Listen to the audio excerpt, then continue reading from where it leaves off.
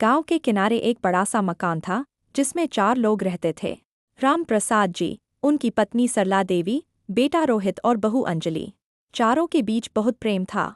राम प्रसाद जी सख्त स्वभाव के लगते थे, लेकिन भीतर से बेहद नरमदिल इंसान थे। अंजलि उन्हें अपने पिता की तरह मानती थी।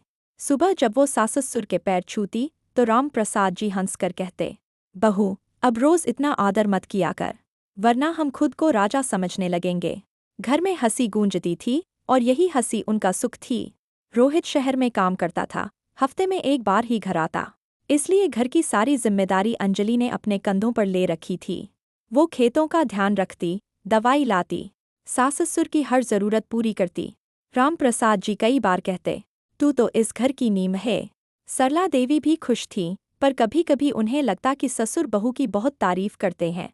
उनके मन में धीरे धीरे एक हल्की सी ईर्ष्या पैदा होने लगी, जो उन्होंने खुद महसूस भी नहीं की। एक दिन की बात है, बारिश हो रही थी। सरला देवी बाजार गई थीं। राम प्रसाद जी खेत से लौट रहे थे। तभी उनका पैर फिसल गया और घुटने में चोट लग गई। अंजलि ने देखा तो तुरंत दौड़ कर गई। वो उन्हें सहारा देकर अंदर लाई, दवा लगाई और पैर पर पट्टी बांधी। उसी समय सरला देवी वापस आईं। उन्होंने दरवाजे से यह दृश्य देखा। अंजलि झुककर पट्टी बांध रही थी और रामप्रसाद जी उसके सिर पर हाथ रखकर कह रहे थे, बिटिया, भगवान ने हमें तेरे रूप में फरिश्ता दिया है। बस यहीं गलतफहमी की शुरुआत हो गई। सरला देवी के चेहरे पर कुछ बदल गया। उन्होंने उस दिन अंजलि से ज्यादा बात नहीं की। अंजलि को समझ नहीं आया कि मांझी नाराज क्यों हैं। रात को जब खाना परोसा गया तो सरला देवी ने कहा, अब तुम्हारे बाबूजी को तो बहू की दवा और देखभाल ही सबसे प्यारी लगती है। राम प्रसाद जी चौंक गए। अरे सरला, ये क्या कह रही हो? ये तो हमारी बेटी है। लेकिन सरला देवी ने बात काट दी और कमरे में चली गईं। अंजलि की आंखों में आंसू आ गए। उसने सोचा, मैंने क्या गलती की? अगले कुछ दिन घर का माहौल बदला रहा। सरला देवी अंजलि से कम बोलती और राम प्रसाद जी खुद को काम में लगा लेते। अंजलि अब भी दोनों की सेवा करती, लेकिन उसकी मुस्कुराहट गायब थी। रोहित जब गाँव आया तो उसने सब महसूस किया। उसने माँ से पूछा, क्या हुआ माँ? तुम बहू से नाराज क्यों हो? सरला देवी बोलीं, बेटा, अब तो तेरी बहू और तेरे पिता दोनों एक दूसरे की बहुत परवाह करने लगे हैं।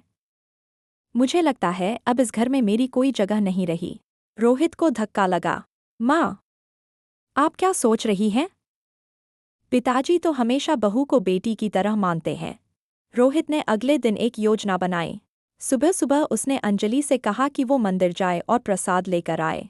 फिर उसने सरला देवी और पिताजी को एक ही कमरे में बुलाया और बोला, आप दोनों मेरी सबसे बड़ी ताकत हैं। लेकिन अगर घर में गलतफहमी रही तो मेरा घर टूट जाएगा। राम प्रसाद जी ने गंभीर आवाज में कहा, सरला, अगर तू सोचती है कि मैं बहू से कुछ गलत भावना रखता हूँ, तो तेरा पति उस दिन ही मर गया जिस दिन तूने मुझ पर शक किया। उनकी आंखों में आंसू थे।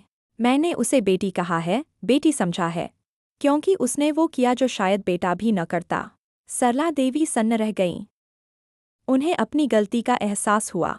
अंजलि मंदिर से लौटी तो देखा, सास रो रही हैं और ससुर उनका हाथ थामे बैठे हैं। वो घबरा गई। माँ जी, क्या हुआ?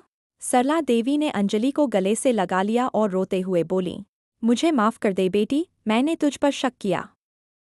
तू तो इस घर की रोशनी है। अंजलि भी रो पड़ी। माँ जी, अगर आप मुझसे नाराज हैं तो घर अधूरा लगता है। राम प्रसाद जी ने दोनों को देखा और बोले, यही असली पूजा है, जब परिवार में दिल मिल जाए। उस दिन के बाद घर का माहौल फिर से हंसी से भर गया।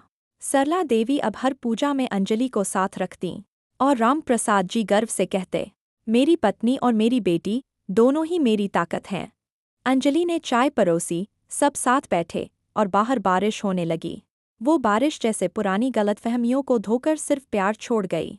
हर परिवार में कभी न कभी गलतफहमियां आती हैं, लेकिन जब दिल सच्चे हों तो वो गलतफहमियां भी रिश्तों को और मजबूत बना देती हैं। अंजलि, राम प्रसाद जी और सरला देवी की कहानी यही सिखाती है।